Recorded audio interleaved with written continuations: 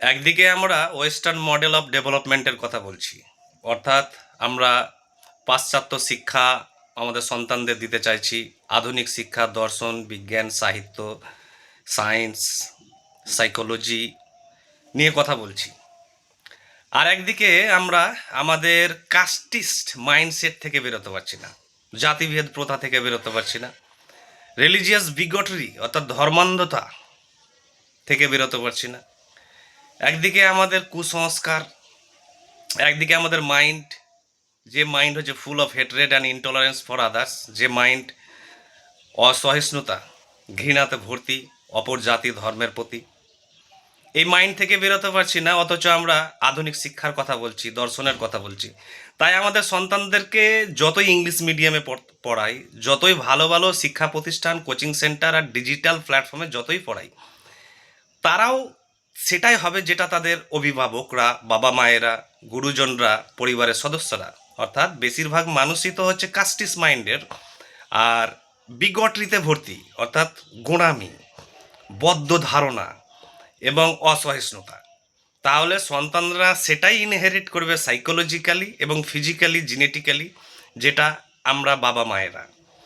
এবং সন্তানরা তো বাবা মায়ের কথা আদান প্রদান, বাইরে কার্যাবলী সেটাই দেখবে এবং সেটাই অ্যাবজর্ব করবে।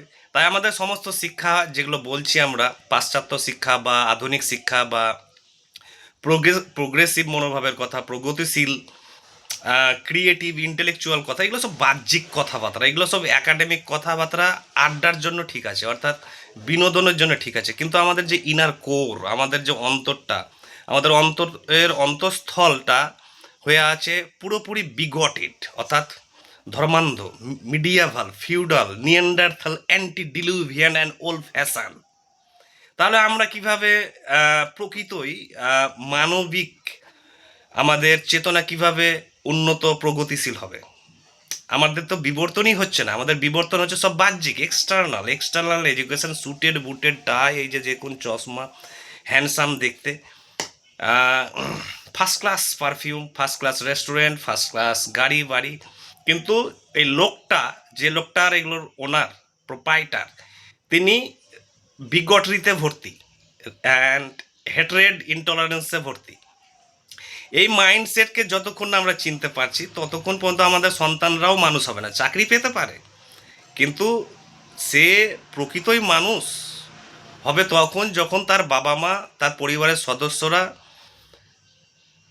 এই অন্ধকার যুগ থেকে বেরোতে পারবে। পিছিয়ে পড়া ব্যাকওয়ার্ড মাইন্ডসেট, আপনি অনেকে বলছেন না ওরা শুধু ব্যাকওয়ার্ড, ওরা শুধু, আপনি ভালো করে দেখবেন যে ব্যাকওয়ার্ডনেস কত রকমের তার রূপ এবং রং হতে পারে এবং কিভাবে সে কাজ করে। এগুলো ব্যাকওয়ার্ডই, আমাদের অন্তরটা তো ব্যাকওয়ার্ড। সোশ্যাল মিডিয়াতে দেখলেই বুঝতে পারবেন কী ধরনের ইনটলারেন্স এবং হেট্রেড চলছে এক্সচেঞ্জ, কী ধরনের পলিটিক্যাল ইকোসিস্টেম তৈরি হচ্ছে, রিলিজিয়ান চর্চা হচ্ছে চারিদিকে।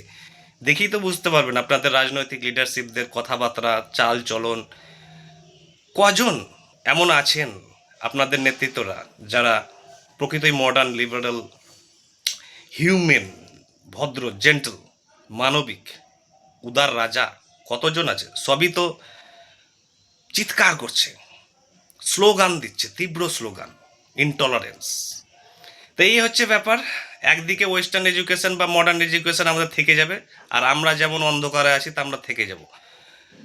কারণ আমরা কোনো শিক্ষাকে কখনো বুঝতে পারবো না, আমরা শুধু শিক্ষাকে ইউজ করব তর্কের জন্য, বিতর্কের জন্য, কিন্তু আমাদের অন্তর থেকে যাবে সেই অন্ধকার কারাগারে বন্দি। এই হচ্ছে ব্যাপার। আর এই হচ্ছে আমরা আধুনিক শিক্ষায় শিক্ষিত, অর্থাৎ আমাদের মাইন্ডসেট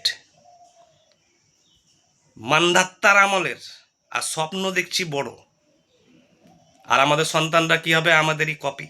এই হচ্ছে ব্যাপার, এই হচ্ছে সমাজ। Thank you.